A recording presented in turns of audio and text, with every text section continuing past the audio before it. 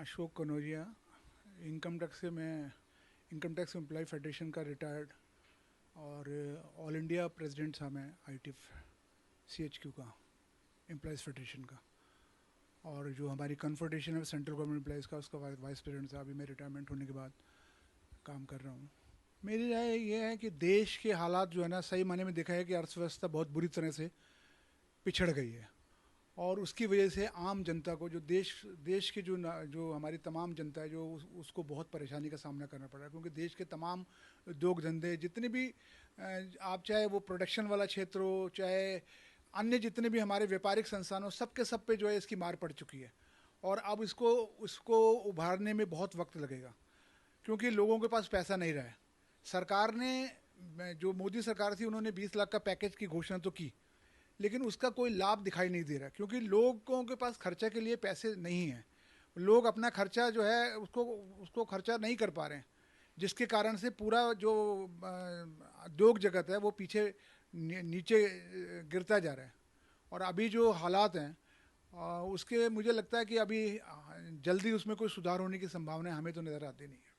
नहीं, प्रधानमंत्री मोदी जी ने जो कहा था, मैं समझता हूँ कि उस वक्त कहा था, क्यों कहा था, कैसे कहा था, जो उन्होंने सोचा होगा। लेकिन आज वो सोच से परे है।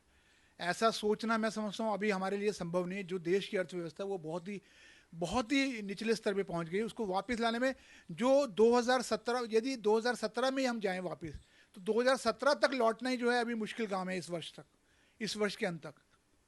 तो 5 ट्रिलियन की बात करना तो अभी मैं समझता हूँ कि वो तो सपने जैसी बात है हमारे लिए। अभी मैं समझता हूँ कि वो भी उसमें एक कारण है, वो भी एक कारण है। क्योंकि देश में इतने बड़े पैमाने पे जो नोटबंदी की गई थी, जो तमाम छोटे उद्योग धंधे वाले लोग थे, जो गरीब लोग थे, जो लोग रोज़ाना अपना धंधा करते थे, कैश का जो दिक्कत उस वक्त जो आई, उसकी वजह से जो था बिजनेस जो है वो इतना डाउन हो गया कि लोग उससे उभर नहीं पाए थे। और अभी कोरोना काल में तो और भी ज़्यादा दिक्कतें बढ़ गई लोगों के लिए।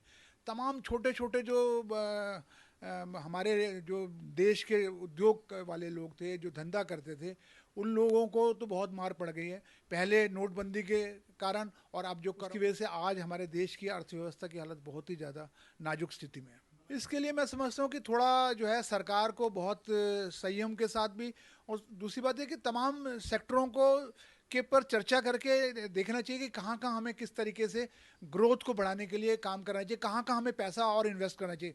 जैसा कि 20 लाख करोड़ का पैकेज तो प्रधानमंत्री ने घोषणा की है, और वित्त मंत्री ने कहा कि हम इसको पैसा तमाम जनता में, तमाम उद्योगों में लगाने के निर्देश दिए गए थे।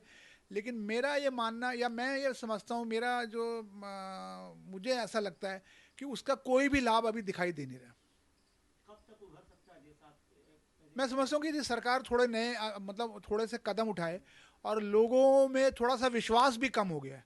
एक तो कोरोना की वजह से भी, और देश की तमाम जो नीतियाँ जो मोदी जी लेके आए थे डेमोनेटाइजेशन के बाद में, जो नोटबंदी के बाद से, मैं समझता हूँ कि लोगों में एक वो विश्वास अभी नई जगह है। सरकार को सबसे पहले लोगों में और तमाम जो हमारे देश के उद्योग और धंधे के लोग हैं, उनमें एक विश्वास जागृत करना पड़ेगा कि ये जो काल है ये जाने वाला है, लेकिन सरकार जो है उन सबके साथ खड़ी हुई है।